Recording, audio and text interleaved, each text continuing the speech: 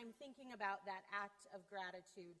For me, recently, I have found that I am not living into being as gracious and of a person as I would like to be, that I need to work on gratitude. And so a spiritual practice that I have recently readapted into my life, one that I used to do, kind of fell to the wayside, and now have picked back up, is doing evening examination.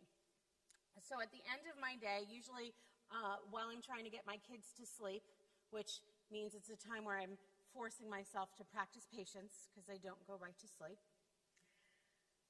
I think to myself, what was my day?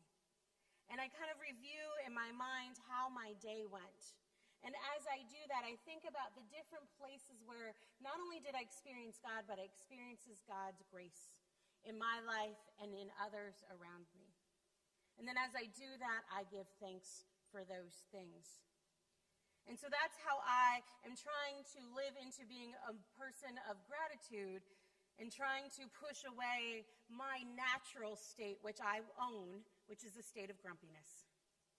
I am a grumpy person. It is much easier for me to find something to whine about than to be grateful for something. Now, not everybody's like that. I know some people are just naturally really grateful people, and I'm jealous of you. But some of us just tend towards the grumpy side of the spectrum. And so for us, it's important to practice and develop this spiritual practice so that eventually, hopefully, it becomes our second nature. And so that's something I'm doing for myself, and I'm doing it for Davey now. So Davey's almost 4 years old.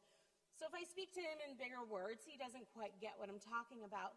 But when I pick him up from school every day, I have a habit of saying one thing: what made you happy today? And I give him a few minutes as I'm buckling him in his car seat, and he tells me the things that brought him the most joy, what made him happy. And then at the end of that, I say, okay, let's pause for a second, and let's thank God for those things. Super simple. Our spiritual practices don't need to be complex. They can be these simple acts, and yet it changes and transforms our hearts and our attitudes, and eventually how we treat one another. So, I am grateful for Margaret, who deals with technology and all of its curses some days. And I'm grateful that she was present this last week in that convention. She was willing to even serve in the convention choir. And were you the only one that was not part of the cathedral choir? Yeah. She stood out like a sore thumb in the most beautiful way. She had this big, gorgeous red robe on because everybody was supposed to dress in their church's traditional choir robe. Well, the cathedral all wears cassocks and surplice, and we wear red. So she was the rose of the choir. I am grateful for Paula and all of the leadership that Paula offers. But then as we went through this weekend together, and Paul and I did the same breakout sessions in the afternoon on Friday, and I am grateful for her time and her listening skills, as well as some of her reflection and her thoughts and her just deep love and commitment to this space. And I'm thankful for Patty,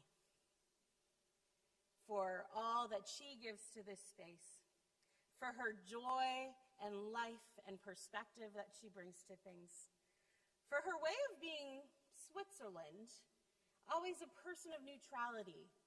She is a safe space for anyone, truly. And I am grateful how she is able to offer that. So these are just 3 examples of many in Iona Hope who are just beautifully living this life of Christ. So I am grateful because I know that it's not just the 3 of you that are rock stars. I'm grateful that it's all of you. And I'm grateful to be doing this important and yet joy-filled work together.